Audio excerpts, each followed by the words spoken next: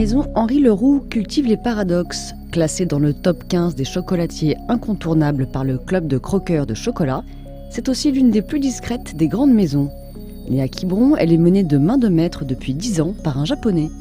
Très connue au pays du soleil levant, elle reste assez confidentielle en France. Virtuose du chocolat, la maison Henri Leroux revendique la profession de caramélier. Un titre taillé comme un costume sur mesure pour un confiseur à qui l'on doit l'invention du caramel au beurre salé. Pendant 35 ans, il y avait juste une boutique à Quiberon. Et voilà, tout a été fabriqué sur place, vendu sur place, avec vraiment une poignée d'une équipe d'artisans. C'est pour ça que la maison a été toujours discrète, au niveau national. Bon, bien que nous avons toujours la clientèle parisienne et de l'étranger. À Paris, nous avons ouvert cette première boutique à Saint-Germain-des-Prés. C'est relativement récent, ça fait 5 ans qu'on est à Paris. Et nous avons 3 boutiques aujourd'hui. Aujourd'hui, il y a tellement de bons chocolatiers en France qu'on a l'impression que le chocolat a été toujours un produit d'excellence en France, mais ce qui n'est pas du tout vrai. Si on recherche un peu de l'histoire, donc les années 70, quand M. Leroux a monté la maison, c'était à peu près la même époque que M. Lynx a monté la maison de chocolat. Alors pour étudier la fabrication de chocolat, ils étaient obligés de partir en Suisse. Et avec la connaissance qu'ils ont acquis en Suisse, ils sont revenus en France et ils ont développé ces connaissances de la chocolaterie avec la tradition de la gastronomie française. Et c'est comme ça que M. Lynx et M. Leroux, ils ont bâti vraiment la base de la chocolaterie française de haut de gamme que nous connaissons aujourd'hui.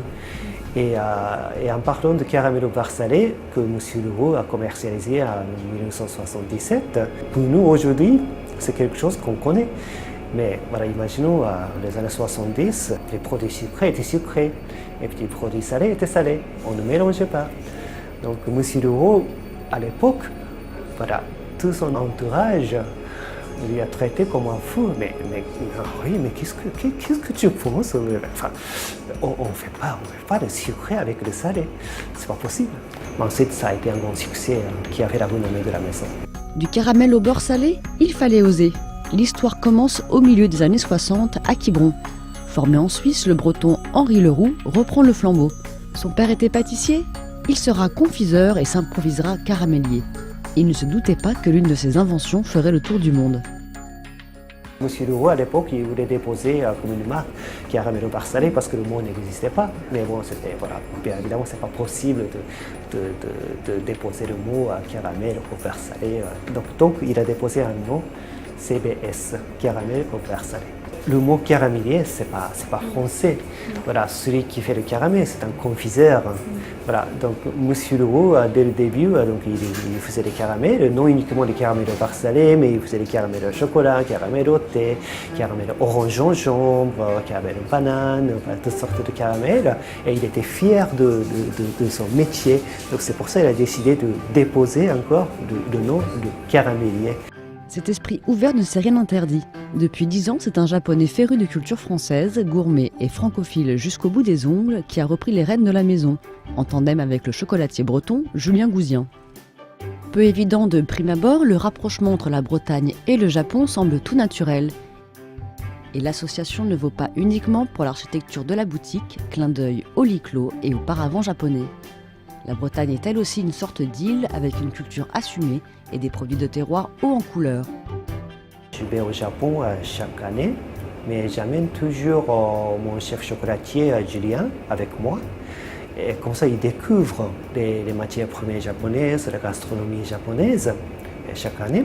Mais aussi, on fait venir des artisans japonais en Bretagne et qui font des échanges des idées avec nos chocolatiers bretons.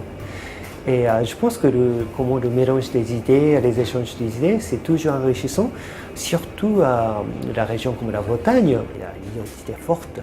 Et puis le Japon, aussi, c'est un pays avec une identité très très forte et avec une longue histoire de la gastronomie. C'est très intéressant de mélanger les idées et puis réaliser des produits à partir des idées. Entre moi, de l'origine japonaise. Et puis il y a le chef chocolatier qui est d'origine breton. En prenant les matières premières japonaises, voilà, je confie les matières premières japonaises comme sésame blanc ou comme matcha, des thés verts à mon chef chocolatier. Et il réalise des produits avec des produits traditionnels comme le praliné, ou le ganache, ou bien les matières premières comme le blé noir, les crêpes tentées, la flûte de céleri de Guérande. Et puis ça crée quelque chose qu'on n'a pas imaginé. Il y a un petit décalage et c'est ça qui, je pense, qui fait des produits intéressants. Brillants mais secrets, les bonbons de chocolat sont alignés sagement à l'abri de leur vitrine. Ils cachent bien leur jeu. Beurre salé, sésame, poivre Szechuan, baies roses, massepain praliné croquant, la pâte à tartiner bon son cœur voisine sans complexe avec le chocolat au yuzu matcha. D'ailleurs, ce sont des thés gourmands que l'on propose ici, plus fins que les traditionnels accords café. Nous avons une ganache qui s'appelle matcha framboise. Donc c'est une ganache de thé vert matcha avec un pâte de fruits de framboise et enrobé de chocolat au lait. Et quand j'ai pensé créer un chocolat avec le thé vert matcha, jamais je n'ai pas imaginé de le marier avec une framboise. Voilà, ça, en tant que japonais, moi ça, je ne peux pas imaginer ça.